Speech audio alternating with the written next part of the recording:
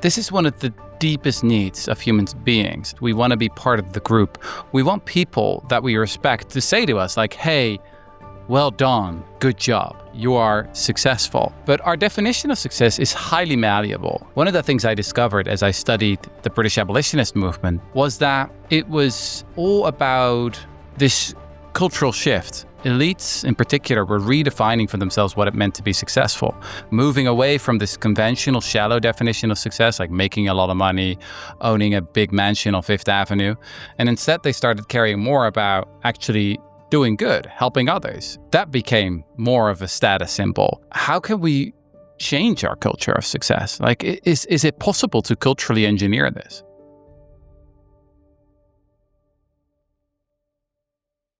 Today, I'm joined by Dutch historian and author Rutger Bregman to discuss his recent work in building a movement for moral ambition. Rutger has published 4 books on history, philosophy, and economics. This includes his most recent book titled Moral Ambition: Stop Wasting Your Talent and Start Making a Difference, which is the subject of today's episode. Rutger spent his early career as an academic historian and went on to become a journalist for over a decade. In 2024, he co-founded the School for Moral Ambition, focused on building a movement of idealists to take on the world's biggest problems by providing various fellowships and educational programs. The global challenges we're currently up against as a species demand more than moral idealism in our personal lives, but rather to look at the ways we can have the most impact toward creating better human and planetary futures. The idea Rutger presents in this episode is to ask us to consider the ways in which we could be doing more to support the causes we most care about, and he provides a framework for how to get started on that. If you are enjoying this podcast, I invite you to subscribe to our Substack newsletter, where you can read more of the system science underpinning our human predicament, where my team and I post special announcements related to the Great Simplification. You can find the link to subscribe in the show description. With that, please welcome Rutger Bregman. Rutger Bregman, welcome to the show. Thanks for having me, Nate. Good to see you. You are a historian, an author, and one might even call you a philosopher of sorts. Your most recent work, including a book that was released this year, has been promoting an idea called moral ambition. So let's start with that. Can you explain what moral ambition is and why you feel that this idea is so important in today's world? So have you noticed, Nate, that when people talk about their idealistic projects, they often say, oh, I just want to make the world a little bit better. And that just has always annoyed me. Like, why a little bit? Why do we always say that? Moral ambition is about making the world a wildly better place. It's about combining the idealism of an activist with the ambition of an entrepreneur. And it's all about the desire to actually get things done and to scale your impact. The recognition that more is more, and that if the problems of this world are very big, then probably we need to do a lot of work, think big as well, and the solutions need to be big as well. So that's what moral ambition is. So when you say you were annoyed by just improving the world a little bit, is the calculus in your mind that if you have 10 million people signing up, yes, I want to swing for the fences with moral ambition, that 3% of them will be wildly successful and the rest won't? Or is it a series of additive, all 10 million will make some contribution and then the totality will be massive? I honestly think that both can be true at the same time. So there is something to be learned from the perspective of a venture capitalist who would say like, look, I am investing in a whole portfolio of companies and I know that I'll make most of my money, on just one company that will just be wildly successful. I think you could argue that something similar happens in the world of doing good. It is true that some movements and even some specific moral pioneers are just wildly successful. It's just pretty hard to predict in advance. And very often these pioneers also need, a much larger support network around them. In the book, I talk a lot about the British abolitionist movement. Now, that was founded by a very small group of very entrepreneurial people. The British Society for the Abolition of the Slave Trade had 12 founders, of which 10 were entrepreneurs. And when they got started in 1787, the abolitionist movement was super small in the UK. Maybe there were about 50, maybe 100 abolitionists in the whole country. There was no one doing it full time. So they kickstarted a huge movement that eventually drew in hundreds of thousands of people. So that's absolutely what you need. So yeah, I would say both can be true at the same time. So building on that, you said that the British abolitionist movement was founded by entrepreneurs. Entrepreneurs today, we think of them as someone that wants to gain excess profit monetarily. So you've stated in your work that conventional definitions of success are now harming us and the planet, and that most ideas of success are focused on personal gain rather than a wider boundary, societal or environmental, ecological benefit. So how does moral ambition redefine what the real measures of success for our species might look like? So I think our current definition of success is really ruining us. And there's so much evidence for this. I agree. It's been a long time in the making. So take a look at the United States, where I currently live. Since the 1960s, we had the American Freshman Survey, in which students have been asked every single year since the late 60s about their most important priorities, what they want to do with their lives, basically. And in the late 60s, more than 90% of students said that developing a meaningful philosophy of life was one of their most important life goals. Today, that's just 50%. Now, if you look at something else, making money, in the 60s, only 50% said that making money was one of their most important life goals. Today, that's around 90%. So it's basically a total reversal of priorities. And I think that is one of the root causes. If you're looking like for an overarching problem, like you're interested in the meta crisis, whether that's climate change or animal suffering or poverty or growing inequality, I would say this is perhaps one of those, or maybe even the fundamental problem that we face as a society. So do you think, can you speculate on the 90% that choose they want to make more money? Is that out of greed, or is it out of fear that living in today's world, they fear that that's a security mechanism? And if we all had basic needs covered somehow, that they might want a philosophy of life back the way it was 60 years ago? I would say it comes out of a desire for status. I agree. And that's slightly different. So this is one of the deepest needs of human beings. Like, we want to be recognized. We want to be part of the group. We want people that we respect to say to us, like, hey, well done, good job, right? You are successful. But our definition of success is highly malleable, and it's really a cultural artifact that can change and has changed over time. One of the things I discovered as I studied the British abolitionist movement, but also the transition from the Gilded era to the Progressive era in the United States, was that it was all about this cultural shift. Elites in particular were redefining for themselves what it meant to be successful, moving away from this conventional shallow definition of success, like making a lot of money, owning a big mansion on Fifth Avenue. And instead, they started caring more about actually doing good, helping others. That became more of a status symbol.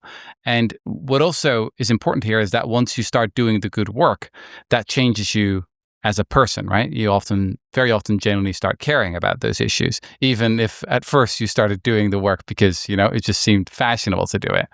So that's just something I've become really obsessed with. Like, how can we change our culture of success? Like, is it possible to culturally engineer this? I have so many questions at this point, because what you just said, really springboards in my mind. I'm trying to develop a framework for philanthropists and investors, given the landscape of what I call the great simplification, which is we've built this civilization and expectations on fossil energy and materials and stable ecosystems, and that's all changing. So at the heart of it is, if we change our definition of return, that might also change our definition of success. And return right now is just money on money. But what if we widen the boundary of what's included in the return? Healthy people with community and ecosystem stability and all those things. So what do you think about that? Defining a wider boundary return on capital as part of the solution. I love that idea. And let me give you two examples. So in my very first book, Utopia for Realists, I had a whole chapter about the need to move away from GDP, gross domestic product, which is a pretty old idea, right? Economists, I would say, ever since we've had economists have been thinking about what is the best way to measure wealth, and GDP as we have it today is a relatively recent invention, less than 100 years old. That was actually a tool mainly used for war planning. Actually, it was super useful during the Second World War. But yeah, we somehow stuck with it. For better or for worse. I think GDP can be pretty useful in some respects, but it can also really lead us astray. Now, another example comes from my personal life. I'm a member of an organization called Giving What We Can. It's an organization that promotes a simple pledge to donate 10% of your income to really effective charities. Now, I did that. I think, a couple of years ago now. It happened because my previous book, Humankind, had done much better than I had expected. So I suddenly had money, which I never really expected in my life. And I was like, what do I do with this? And I was like, well, I got to give it away. But how do I hold myself accountable here? How do I make sure that I actually do it? And I really like this idea of making a pledge. Now, what happened after that will interest you, because what Giving What We Can has is an online portfolio where you keep track of all your donations. A little bit like your stock portfolio, right? I'm not sure if you're an investor. Used to be, no longer. Well, people like that, right? They like to follow their crypto or their stocks or whatever. It can be pretty addictive to update the app every day, like see how they're doing. What happened in this period is that I had this almost like a psychological shift in my head. Like philanthropy, in this case, doing good with money. I didn't start to see it anymore as money that was just gone after I'd given it, but I started to see it as my own philanthropic portfolio. And I suddenly realized, hey, this money isn't gone. It's actually out there in the world, generating a return on investment. For me, it's almost like my moral portfolio, right? The people can put this on my gravestone, and I just want to make it bigger. So I almost, once I started donating, I became a little bit, you could describe it as morally greedy, because once you've done research into some of the most awesome organizations and you give them money, you're like, well, this is awesome, but maybe we can do more together. Does morality, in the sense that you're describing, have a time horizon? Because it seems that you can get immediate returns checking your crypto portfolio, but if you donate 10% or whatever to a group of charities, some of the things that we're working on today, we're not going to see the fruits of them, maybe even in our lifetime. So what's the relationship between moral ambition and time? I love that point. If there's one thing that deeply inspires me about some of the greatest movements of the last 2 centuries, it's their perseverance. So again, look at the British Society for the Abolition of the Slave Trade, the most successful abolition society in world history. Well, only one of the original 12 founders was still alive when slavery was finally abolished throughout the British Empire. The same is true for the American suffrage movement. So of the 68 women who came together at Seneca Falls in 1848 for the first Women's Rights Convention in the US, only one was still alive 75 years later in 1920, when women finally got the right to vote across the US. It's that perseverance that it's just so awe-inspiring, right? The recognition that you're part of something that is much bigger than you, and that you can step into the footsteps of the moral pioneers who came before you, that it's just time to pass on the torch, right, to the next generation at some point. I find that deeply inspiring. Yeah, I do too. So getting back to the British abolitionists, you said they were entrepreneurs. So were they doing this as an altruistic thing on the side, or was this an entrepreneurial movement? So there's a fantastic book about this by Christopher Leslie Brown, a historian. The book is called Moral Capital. And what he argues is that after the American Revolution, Britain had a little bit of an identity crisis, or actually a pretty big identity crisis. They lost, their awesome colonies, and they were like, okay, but now what's our place in the world, right? How can we still believe that we're the best country on earth? And he argues that the abolitionists made use of that in a way. They successfully started promoting abolitionism as part of the British national character. They said, like, look, this all happened, like everything is going to shit in this country because of our original sin, because of slavery, because of the slave trade.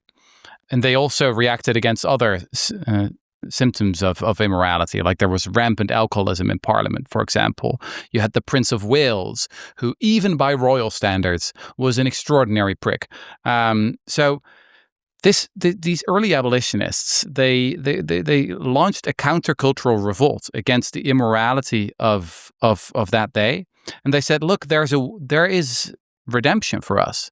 If we become that country that will abolish the slave trade and then will also spread the gospel of anti-slavery, which is what the UK did in the end, then we can be the greatest nation on earth once again.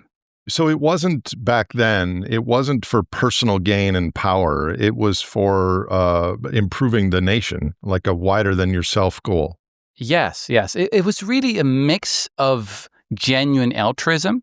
Like many of these abolitionists, I would say most, deeply cared about the suffering of enslaved people. So that definitely was an important part. But it was also the desire for status and prestige, both for yourself, because you could live a life that would be so much more interesting than the life of just a rich, boring entrepreneur, right? Throughout history, there have been so many wealthy people, right? And we forget most of them. I've met a lot of rich people in my life. Most of them are really boring. But they realized, hey, wait a minute, there is something else we can do with our lives. We can actually create or make a monument in time of our lives. We can do something worth remembering. And it's true, right? We remember these founders of the British Society for the Abolition of the Slave Trade, not because some of them were wealthy. Some of them really were. No, we remember them because they changed the course of history. And that opportunity is completely laying before us in fertile soil. I've got a project that I'm calling the 10,000, which is the 10,000 financially richest people in the world. It's not their fault that we're here. They're part of the system, but it is their responsibility, and they have outsized ability. Unlike people in the past, we have tens of thousands of people that have degrees of freedom that governments don't have. And so if some of those people adopt kind of the philosophy that you are espousing, whoa, what could really change? I think it's really exciting to imagine. Absolutely. And I think that this movement, because I really see it as a movement of people who want to embrace moral ambition as their personal philosophy. I think it should be grounded for maybe 20% in feelings of guilt and shame. I think that can be useful sometimes. Sometimes we deserve a little bit of a kick in the butt. There's a reason why we humans are pretty much the only animal in the whole animal kingdom with the ability to blush.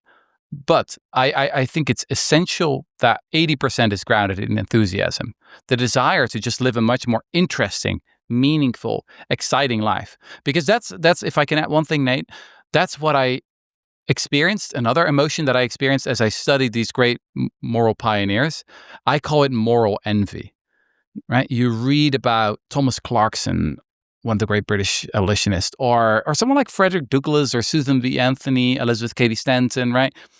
You read their memoirs, you read their biographies, and what it does with me is that I'm like, holy shit, that is a life worth living, right? That is a life worth remembering.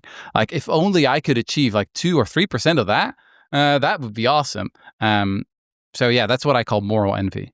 It gives people status for doing the right thing for society and the planet instead of for growing electronic digital claims on reality. Yeah. And it gets to what you're saying. Our tribal past status was really important. Even though we were equal in how much food we might have eaten, there was unequal status. So yeah, I think to have our status linked to our moral ambition makes sense to me. Yeah, one thing to add though is that if we expect a lot of popularity in the here and now, well, I mean, then we might be disappointed.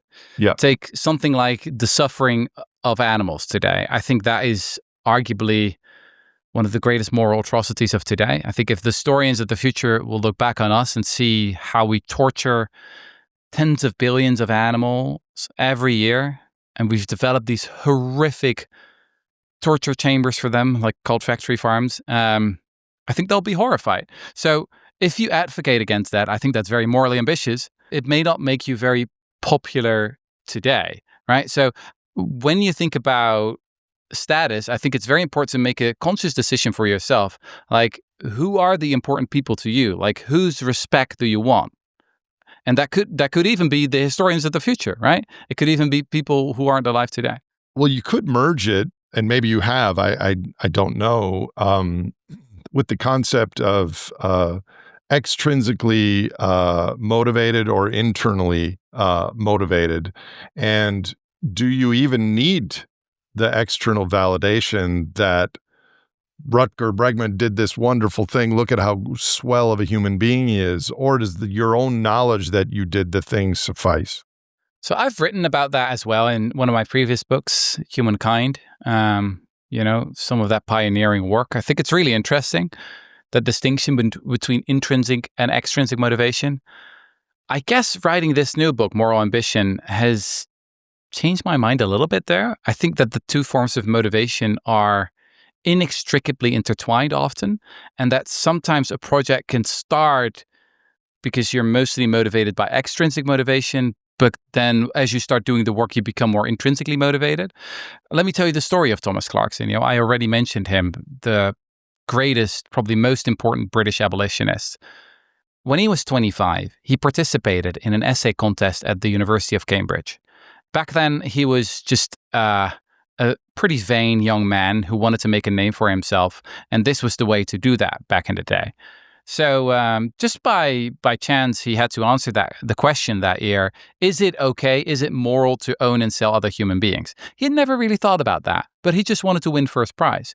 So he did the research, and yes, he won first prize. He went to Cambridge, to the beautiful Senate House, attended the ceremony. It was all nice and well. Then went back to London where he lived. And then there's this famous moment in his memoirs that he keeps thinking about what he had just written. And he's like, well, if this is really true, then shouldn't someone do something about it? And you read that, and one part of you thinks, well, this is a pretty vain young man who can suddenly see himself as this world historical hero taking down slavery. But then you realize, well, the guy actually did it. He did spend 61 years of his life. He traveled 35,000 miles across the United Kingdom to spread his propaganda everywhere. He had a total burnout when he was 33. And as he did the work, he became more and more intrinsically motivated. He started doing it for what we would call the right reasons. And in the end, he was buried in an unmarked grave. So I've become more interested in working with the full spectrum of human psychology. It's great that there are some saints out there. I love them if people do it for pure altruism. I just think that most of us are mixed bags, and that we need to work with whatever we have. Well said. I agree with that. So you have, aligned with your new book, started something called the School of Moral Ambition. Can you tell us a little bit about that and maybe briefly define the 7 principles it's based on? So the thing with books is that very often we write them for ourselves, right? You're thinking about, hey, someone should write this book. And at some point you realize, well, maybe I should do it. And this new book, Moral Ambition, is actually a little bit of a self-help book. So the first person I wrote it for was me. Like, I needed to change my life. I was honestly quite fed up with myself. I had spent about a decade in what I always like to call the awareness business. So did a lot of podcasts, wrote a lot of articles, wrote books, stood on many stages in many countries, preaching, my messages and hoping that some other people will do the actual work of making this world a better place. And I started to come to the realization that perhaps this awareness that I was generating might be overrated. I think we very clearly see that. Well, take something like our own behavior and climate change, right? I always thought it's funny that in the Netherlands, they recently did a study that the people who feel most guilty for flying, which is very bad for the environment, often fly the most. So here, there's a pretty big gap between awareness, knowing that something is not very good, and action. And we see that time and time again, right? I experienced this in my own life. As I became semi-famous because I said some nasty things about billionaires when I attended Davos in 2019, saying, hey, you need to pay your taxes instead of go on about your BS philanthropy. I remember that. You go viral, but then nothing much happened after that. So the School for Moral Ambition is basically the next step in my career. What we're trying to do, and actually what we're doing, is we're building a movement of people who have that same nagging feeling that they want to do more, that they want to move beyond awareness, that perhaps they even want to quit their current job and take on one of the most pressing issues we face as a species. We now have 17,000 members across more than 100 countries. We've launched fellowships that really pay people to quit their job. Everything I earn with this book is going into the movement. It's honestly been the most exciting and exhausting thing I've ever done in my life. So what are the 7 principles underpinning the School of Moral Ambition? Yes. So we created a whole list, indeed, of things that we think really define what moral ambition is. So the first one is pretty simple. So that's action. As I said, we think awareness is overrated, and we think it's really important that all our ideas actually translate into meaningful impact. So we got to do something. This is also a little bit of a message to my friends on the left. I've been guilty of that as well. We're really good at coming up with systemic analyses about everything that's wrong with capitalism and the patriarchy and the meta crisis and whatever, right? But it's also actually important to move beyond that and just start doing some good work. The second principle is impact. So we think it's super important to prioritize, to think like an entrepreneur. We use a framework called the SSS framework. So that means we focus on the most sizable, the most solvable, and the most sorely neglected issues. So I could give you an example. Take something like climate change, obviously very sizable problem, threatening billions of people. Very solvable. I think we've got amazing solutions that we need to scale up and lots of good ideas. Is it sorely neglected? I would say the good news is that it's less and less neglected. More and more people are working on it. But there are still a lot of aspects within climate change that are very neglected. So that's why we at the School for Moral Ambition focus on food.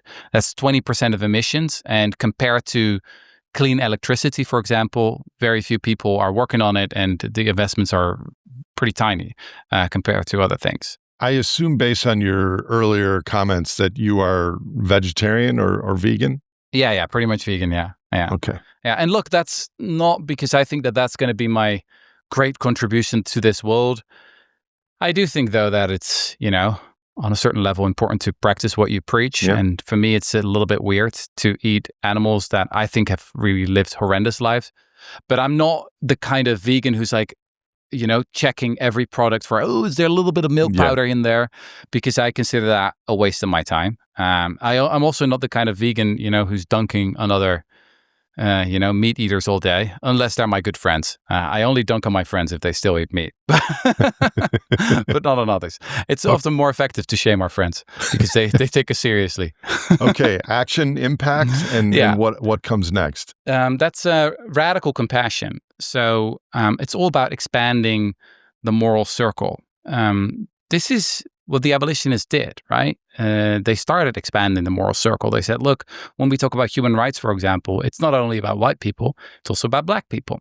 It's what the suffragettes did when they said, look, we shouldn't just fight for the rights of male citizens, because that's what it initially was with the French Revolution, for example, the Declaration of Rights for Male Citizens.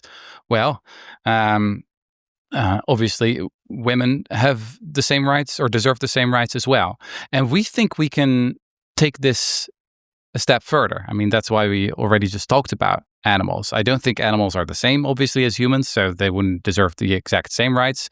I wouldn't give them the right to vote or anything like that. But I do think they deserve our moral consideration. And today we just treat them like plastic, just like resources, totally as agree. if they're things. Yeah. I think it's important to recognize that a lot of moral progress in the last 2 centuries has simply been a result of pushing that moral circle. It could even, lead us to some conclusions in the far future that may sound very weird today, right? But I think we have to be open-minded here. Like not that long ago, it would have sounded utterly bizarre to think about the rights of a horse. Now we're doing more and more research into the sentience of creatures that, are not super charismatic. In the book, I talk about the Shrimp Welfare Project, for example, which is an NGO that, you guessed it, advocates for shrimp, which is, in terms of the numbers, it's like the most factory farmed animal in the world, like way more even than chicken. We slaughter like hundreds of billions of shrimp every year. And then I think we got to be open to the evidence, and there's more and more scientific evidence coming in that actually these shrimp are super sensitive and cognitively quite advanced creatures that are probably suffering immensely in these systems that we could pretty easily improve. So that's something that would also be a part of moral circle expansion, is that you're open to those arguments. So that's part of radical compassion. Yeah. And keep going. What are the other principles? Okay, the next one is open-mindedness. And again, I'm also saying this to myself. If you really want to change the world, I think it's absolutely essential that you strive to see the world as it really is and not how you want to see it. You got to be epistemically humble, as they say. The world is just very weird. It's complicated. And very often the right things happen for the wrong reasons. So I can give you one example. This abolitionist, Thomas Clarkson, at some point realized that if you would just keep hammering the point that slavery is just deeply immoral and that therefore it ought to be abolished, that was just not, the winning argument in Westminster in the late 18th century.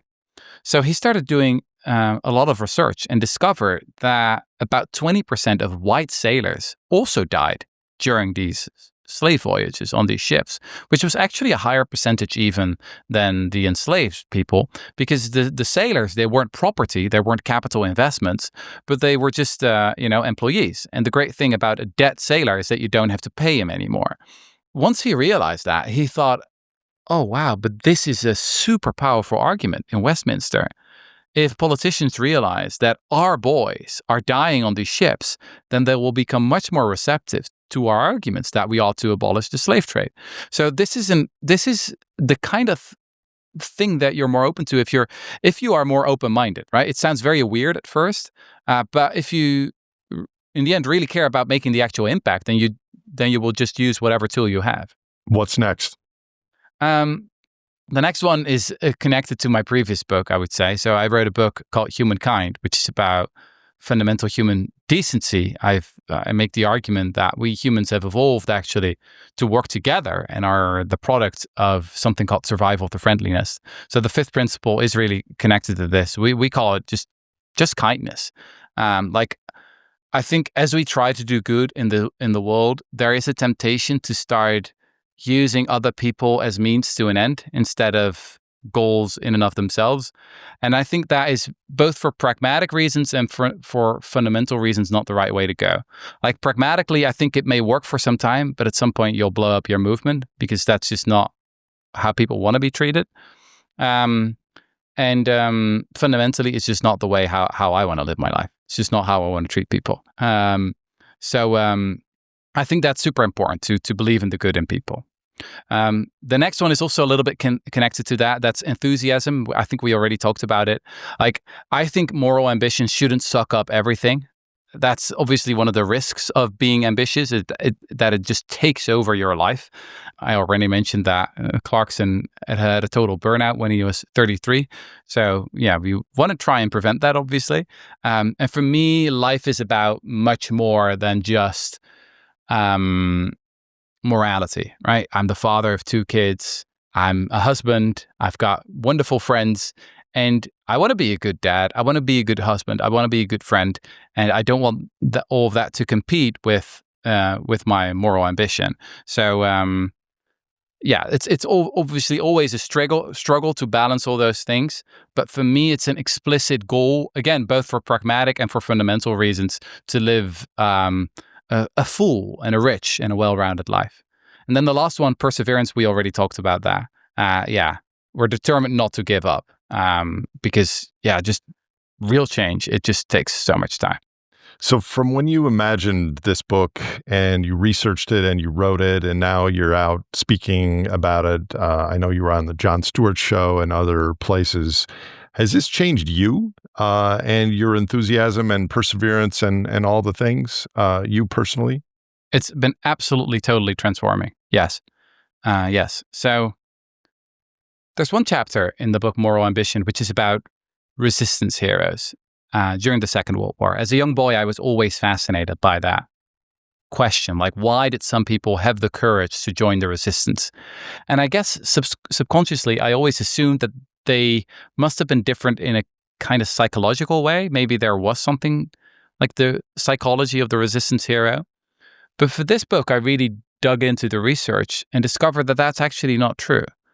So researchers looked at a lot of variables. They looked at, well, are they perhaps more progressive or conservative? Are they rich or poor or young or old or men or women? And turns out, no, actually it's a cross-section of the population, people who had the courage to help persecuted Jews to find a hiding place and really risk their own lives in the process. Then I thought, well, maybe it's their environment, right? Maybe they had a certain upbringing, right? Was it something their parents did, or was it that they just had the opportunity? Maybe they had an attic or something like that, or a second house, or anything. But still, that wasn't the right explanation. After a lot of time, a group of researchers in the 90s published a paper called "The Importance of Being Asked." So, in 96% of all cases, people said yes if someone asked them to join the resistance. And for me, that was such an epiphany, because that means that it's not really that you're a good person and therefore you do good things. No, it's the other way around. You do good things and that makes you a good person. And very often you start doing good things because someone asks you, right? Because you're infected by this idea of moral ambition. There's a positive feedback going on. Yes, yes. And I guess it's true for entrepreneurship as well. I always saw myself as a writer, as someone who's like a one-man army, someone who lives in the world of books and memoirs and articles and just collects ideas. And then I spend quite a few years writing a book. And then for a year or so, I come out of my cave to talk about the book, and then I go back into the cave. I never thought of myself as someone who could actually start something, build something. I was like, no, that's other people who do that. That's like entrepreneurial people who do that. I am not entrepreneurial. But then I had some people around me, and this was in my early midlife crisis a few years ago, after I had published my previous book, Humankind, who basically said, well, why don't you do this? So I basically have people around me, one person in particular, who asked me that question, like, okay, but why not, use your next book to kickstart a movement? And I was like, well, because I'm not an entrepreneur. I'm a writer. I don't do that stuff. And then they said, well, why not? You can try. You can just get started. And that's basically how it works. So this whole book is one big attempt to ask a lot of people that question, to basically remove those blockades in their head. Like we have these preconceptions of ourselves that we say, oh, we aren't that kind of person. We are not morally ambitious. We're not altruistic. We're not. Get rid of all that. That's just not how it works. Like Martin Luther King, when he was 26, he wasn't like, I'm the civil rights hero. Not at all. When he was interviewed later, he said, look, if someone would have asked me back then, I would have run, 1,000 miles away from that person. It just sort of happened. It got out of hand, right? And someone asked me the question, can you do this? And one thing led to the other. It really resonates with me, and it's inspiring to know that lots of those people are listening to this show right now, and maybe just need a reframing on what to do, because the challenges do seem daunting. Let me ask you this. Moral ambition feels connected with a phrase that I used to tell my students, which is to maximize your impact as opposed to minimize your consumption. And specifically, this is playing off the environmental movement's call to minimize our ecological footprints. But if we all lived our lives at the smallest footprint possible, we wouldn't have any impact on the larger system driving all these crises. So do the concepts of moral and ambition carry similar tension here? I absolutely love that point. So indeed, there's a whole obsession in the modern environmental movement with your own footprint. The idea that you have to indeed minimize your own consumption, minimize the amount of damage that you do on a daily basis.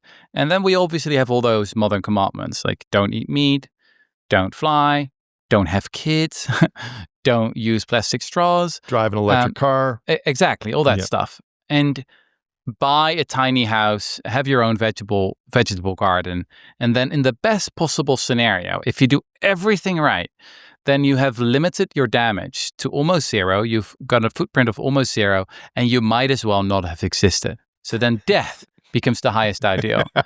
Look, again, I drive an electric car. I'm pretty much vegan. I have kids, which I encourage everyone to do, by the way.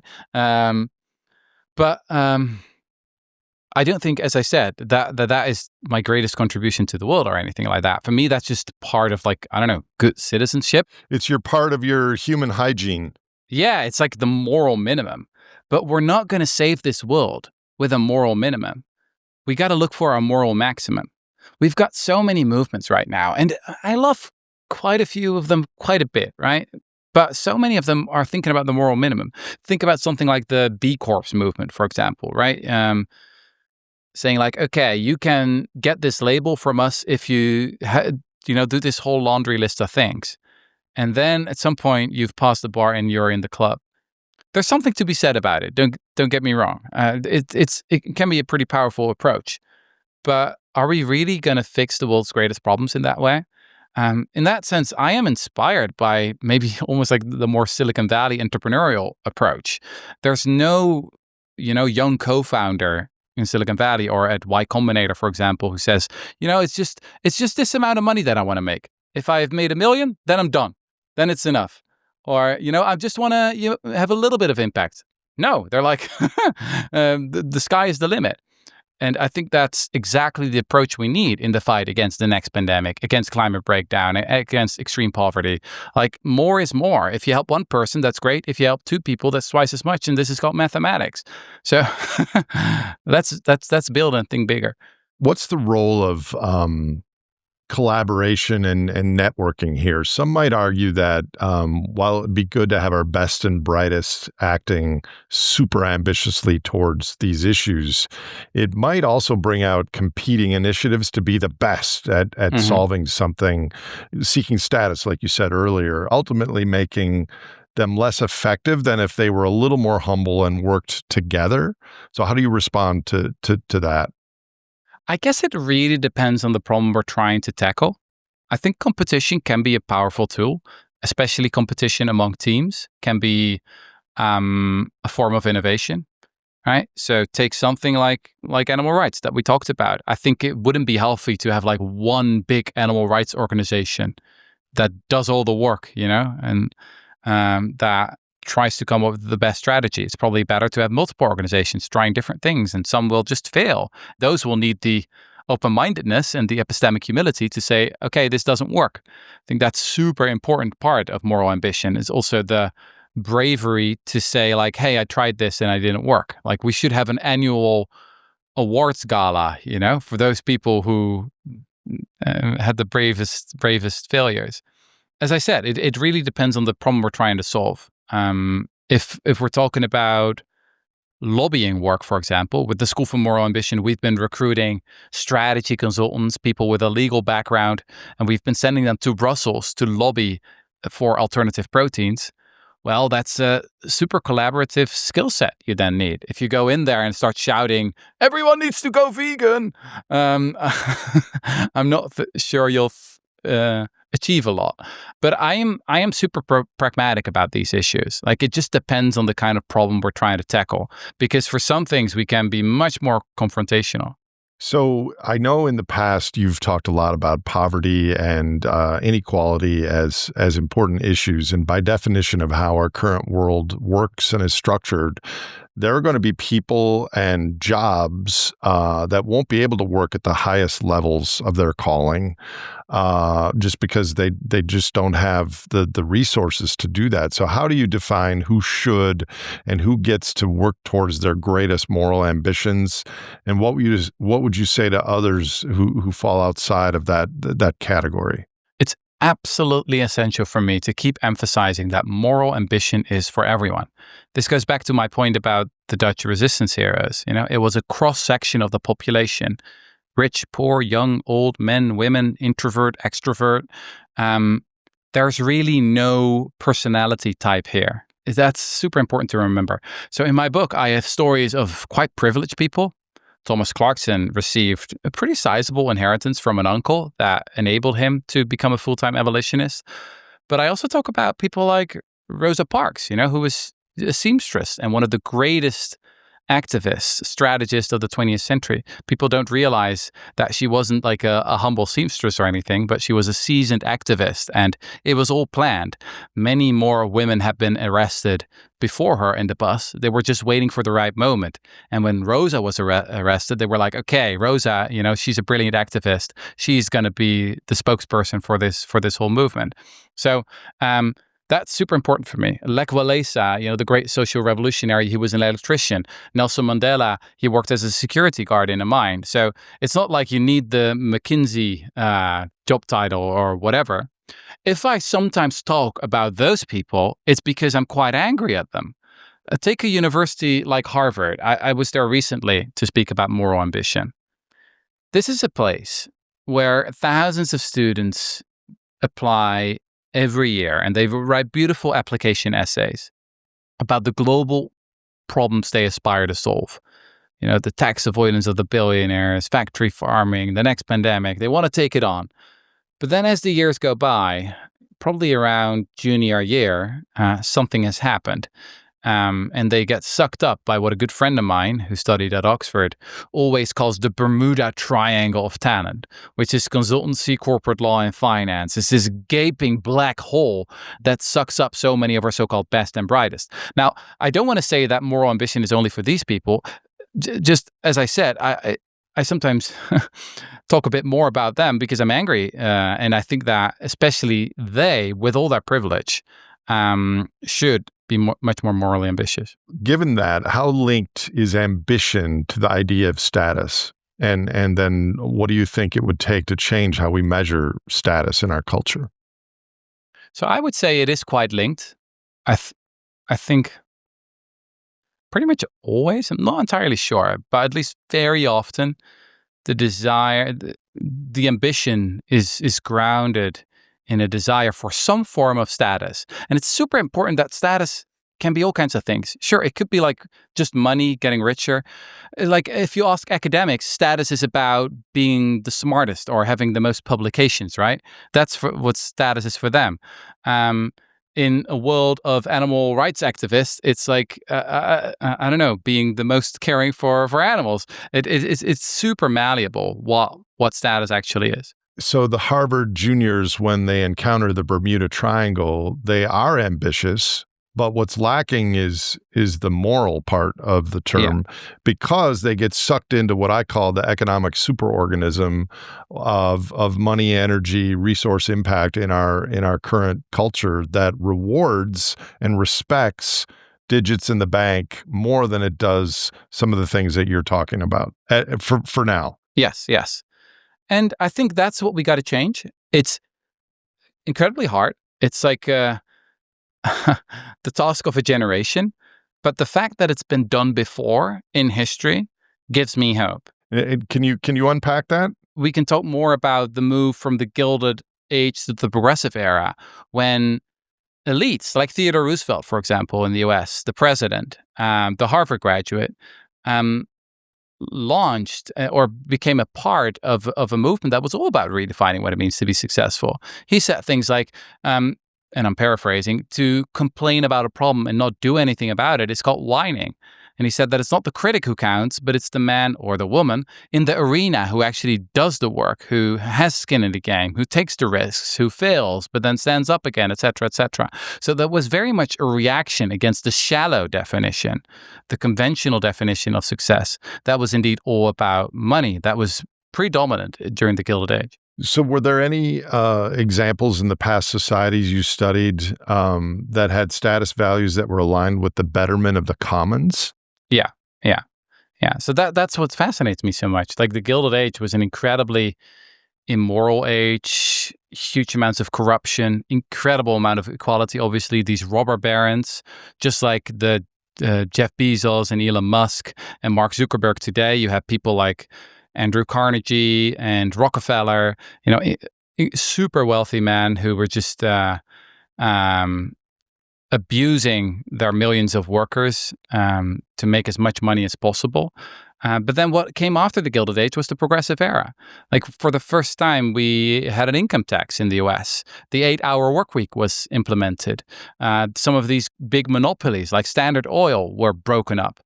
So I guess that's what I hope we can achieve in the next couple of decades, because we're clearly living through a second Gilded Age, right? The level of corruption, especially in this country, has just reached levels that are just, well, very often you just don't know whether you need to laugh or whether you need to cry. But we're becoming aware of it. It's not hidden anymore. And maybe, and let me ask you this, have you noticed that since it's so out in the open, there's more of a yearning for a moral ambition?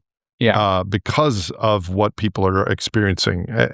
What do you think about that? I totally agree. It's just because the shit has so clearly hit the fan that the whole notion of like, oh, we're doing good by doing well. Our idealism is a little bit like a hobby. We do it on the side. I mean, that was possible 10 years ago. That was possible in the era of TED Talks, when you could just say, oh, we're going to bring the community together. We will have awesome solutions. No one's ever going to have to make any kind of sacrifice. You can be filthy rich and do good at the same time. And that's going to be wonderful for everyone. Yay. I mean, it's 2025 now. We have some of the best experts on fascism leaving the country, saying that the lesson of 1933, that it was better to leave too early than too late. I mean, that is the grim reality that we're in right now. Currently in LA, like thousands of people are in hiding, like literally in hiding for ICE because there are these insane rates going on. Ridership on the subway dropped by 15%. That's how many people are currently in hiding. I mean, I can go on and on, but I mean, I assume anyone listening to this podcast is aware of everything that's going on outside. So the whole notion that we can fix this world by doing a little bit better or by doing good by doing well, it just sounds utterly ridiculous, right? If we're not prepared to make some sacrifices, to have some skin in the game, to actually make our own lives more challenging, then then you're just not serious. Yeah, I see it the same way. So, Rutger, along the lines of moral ambition, I've heard you in other interviews discuss the idea that we should not just be working against something, but rather we should be striving towards something else. Can you unpack that idea and how it has shaped your work? Yeah, it's a long-standing critique I've had of the modern left, is that it seems to be mainly focused on what we don't want. The postmodern critique. Yeah. I mean, we're against austerity. We've been against the establishment, against growth, against the elite. But you also need to be for something. I always like to point out that Martin Luther King never said, I have a nightmare, right? He had a dream. He had something worth fighting for. Let me give you two examples. So the fight against climate change, for example, I think we're not going to win that fight if we only ground it in visions of doom, right? If you don't do that, your life is going to get so much worse. It's going to become hellish. And if you do it, it's going to be just about as it is today. Well, that's not super motivating to me, right? I want to hear a story about how we can make this world a wildly better place. The same is true for how we talk about technology. if you look at the culture today, we've become so pessimistic about the potential of technology, right? Everything has become Black Mirror. Um, like, what's the last science fiction movie or the last series on Netflix that is like very utopian or hopeful about the potential of technology to lift up humanity and make this world a much better place? We used to have that, and I think we need to get back to that because there's always been this extraordinarily morally ambitious potential of technology. In the book, I talk about how women's rights and technology are inextricably intertwined, right? And the feminists and the suffragettes, they knew this, right? Susan B. Anthony knew that inventions like the dishwasher or the washing machine or the bicycle, which is so important as well, were crucial. Or I've written about the invention of the birth control pill, which liberated women in the most massive way. And that was financed by a suffragette called Catherine McCormick, who had inherited a lot of money from her husband. And she said, you know what? I want this pill to exist. I'm going to find the scientist who does it. And she did it. She found a renegade scientist who had just been kicked out of Harvard called George Pincus. And he did the work, spent years on it, and then developed something called Innovit. And that was so revolutionary that today we call it the pill, right? So I'm not saying like we need to go to this Pollyannish, like super optimistic vision of technology that is dominant in Silicon Valley. But I do think we can tell a more possibilist story around how we can shape the future of technology. Because if it's all doom and gloom, I don't know. I don't think we're gonna win this battle. I agree with that, but the technology and the framing also has to be tethered to our reality. It can't be false enthusiasm, based on things that aren't feasible. But I agree with you. So getting back to the School for Moral Ambition, which you founded around this philosophy, what are your programs and your fellowship look like? And is this like a full-time thing for you, or how is that unfolding? Absolutely, it's full-time. It's more than full-time. So currently we have two main programs. The first program is called our Moral Ambition Circles. So these are groups of 5 to 8 people who want to explore what moral ambition could mean for them. Anyone is invited to join us. As I said, we have 17,000 members now. All the material is available for free. And it takes a couple of months. You go through the whole program, and as a group, you answer questions like, what are some of the most important pressing issues we face as a species? What are my personal superpowers? What's the match between those two? How can I take a first step? Can I invite others in? Right? Remember the power of asking other people. How can I leverage my network? And how can we hold each other accountable?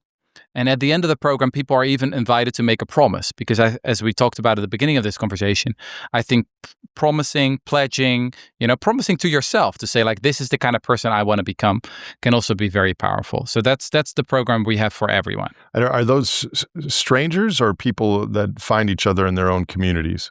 It could be both. So we have quite a few people who, just create their own group. They do it with friends or with colleagues. But we have a whole platform, an online platform, moralambition.org, that helps to find other people. So we basically match people. So that's been really cool to see how quickly this has been growing and how it's been resonating. What we've also been doing is we've launched our Moral Ambition Fellowships. And I'll be honest, they're very hard to get into. So we are really looking for the most talented people we can find, and we pay them to quit their job to take on one of the causes that our researchers have selected. And currently we work on 3 issues. One in Europe is the fight against big tobacco, which was actually a big surprise for me, but that's an important aspect of the School for Moral Ambition. It's not me as a co-founder who gets to decide what we work on. We think it's super important to work with so-called prioritization researchers who do extensive research into that question. What are some of the most sizable, solvable, and sorely neglected issues that we face? And it turns out that smoking tobacco is, well, pretty much the most evil legal industry out there, responsible for the deaths of 8 million people annually, which is more than 100 times as much as the amount of people that die from natural disasters each year. And it's, deliberately been engineered to be as addictive as possible. And most people start when they're still kids. So anyway, when you start learning more about this, you quickly become quite radicalized. Like you go from extrinsic to intrinsic motivation. So that's one cause. The other two causes are the fight for tax fairness, and implementing a global billionaires tax, which is probably also going to be the work of a generation, or 2 generations maybe. 2 generations from now, there won't be any billionaires, but keep going. Well, there you go. And then the third one is, we already talked about that extensively, the food system reform. We think that's just so incredibly important. So, I mean, if you're successful, and I hope you are, you might soon have 100 issues. Well, I think we want to limit the amount of cause areas we work on. So we're thinking like maybe we'll expand to 8 or 9 or maybe 10 at some point. That will take some time. But yeah, I do really believe in the power of prioritizing. It's one of those things that I've learned from a movement called effective altruism, that has received some bad press recently, and probably for good reasons. One of the most famous effective altruists was Sam Bankman-Fried, who's now in prison. He was the guy behind FTX. But there's some really cool people in that movement as well. And one of the things that they emphasize is that, for example, when you spend money philanthropically, it's not just about how much you give. It's also very much about what causes you give it to. And some organizations, like the best organizations, they're not like 2 or 3 times as effective as average, but more 100 or like 1,000 times even, or maybe even 10,000 times. So again, there's this power law. Again, we got to think like a venture capitalist here. So that's why if you want to be morally ambitious, it's incredibly important to think long and hard about what you're actually going to work on. That's going to be the most determining aspect of how much impact you're going to make. It's not how hard you work. It's not how smart you are. It's not how much money you spend. No, it's really about what are you actually working on. And if you're really laser focused on the most sizable, solvable, neglected issues, you can make so much more impact. That rings true to me. So does moral ambition mean this work takes over your entire life? You said you're a husband and a father. How do you find balance between these great goals for the betterment of society in the future and finding time for other priorities in your own life? Yeah, it's a good question. It's a question that my wife has also been asking me recently. Perhaps you know a good coach, Nate. I do actually. Because you're now intrinsically motivated, but I imagine you're also intrinsically motivated by your family. Yeah.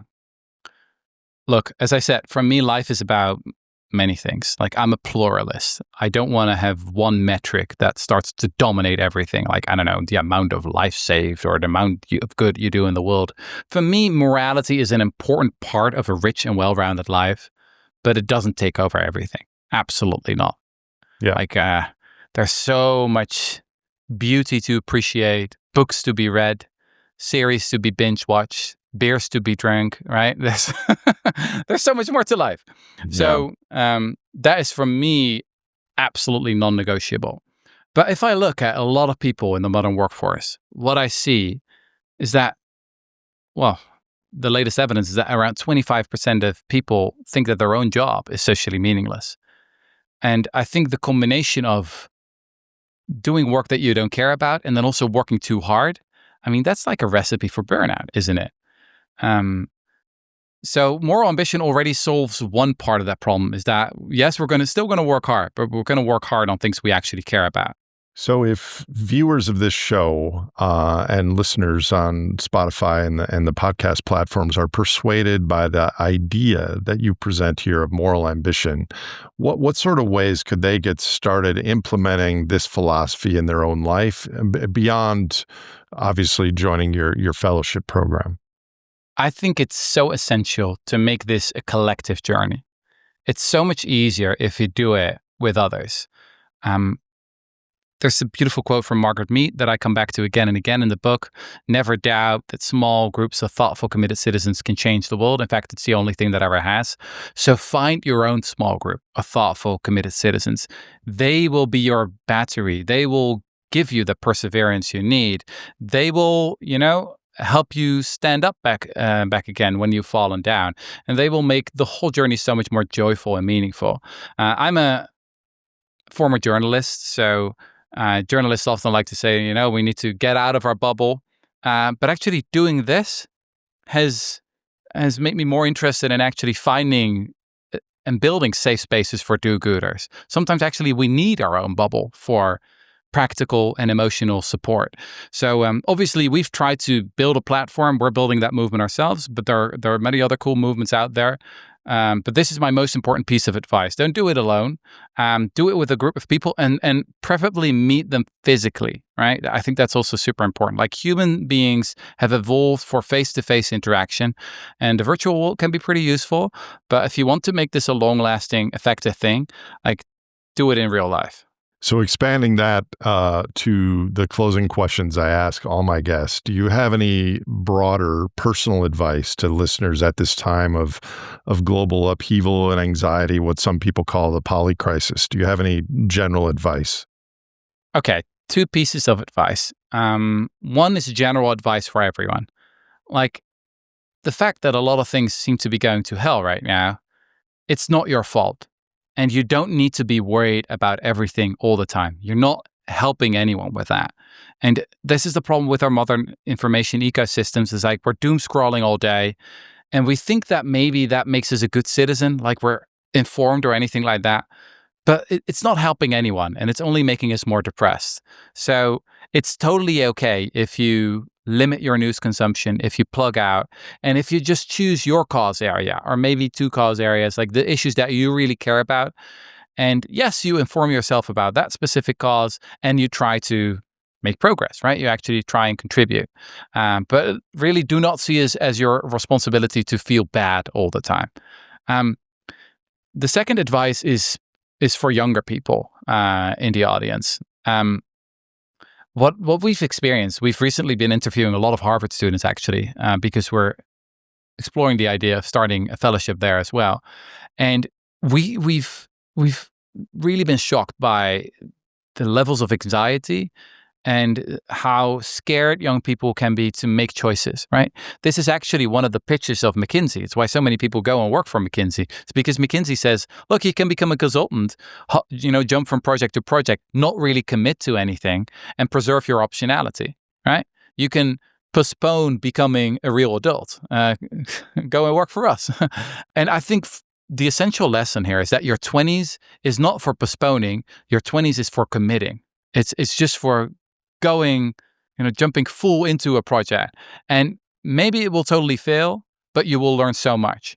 So don't postpone those decisions. When you have something that you can work on, whether it's, starting a company or starting a family or a job that you really care about or a move to a different city, just go and do it. Don't stress about preserving your optionality. Just live your life. Or change the framing in your mind from financial optionality to optionality of your humanity. Yeah, that goes without saying. Yeah. So what do you care most about in the world, Rutger? Well, I'm pretty old-fashioned, I guess, or predictable in that way. Like, our son was born 7 months ago, and when I'm with my family, I'll admit that, if I'd have to choose, I'd burn the whole world probably. But as I said, I'm a pluralist, so I find that question pretty hard. Like, I care about multiple things. Yeah, that's obvious, but I do ask that of all my guests. So if you could wave a magic wand and there was no personal recourse to your decision, what is one thing you would do to improve the future? Well, that's a hard question, Nate. That's a really hard one. So the reason I find this so hard is, if it's like one thing, then I immediately think of all the second and third order effects. You could. Right? Oh yeah, right. Yeah. And it's one of the things I've learned writing this book, Moral Ambition. It's that it's so easy to think you're doing good, but then actually it could backfire in all sorts of ways. Like, again, the world is just very, very weird, and a lot of well-intentioned people do a lot of harm. But look, if there's the cause that I care about the most, as we talked about, I think it's the way we treat animals. I think the historians of the future will judge us very harshly for it. And sometimes I think that, you know, I spent a lot of time studying the British abolitionist movement. And what really struck me was the contingency of that movement. So this is what historians argue, that it could easily have gone another way. If a few people would have fallen off their horse in the late 18th century, then slavery might well have gone on, deep into the 19th century, maybe deep into the 20th century. It might still be with us today. That's hard to believe. But, for a long time, it was seen as entirely normal.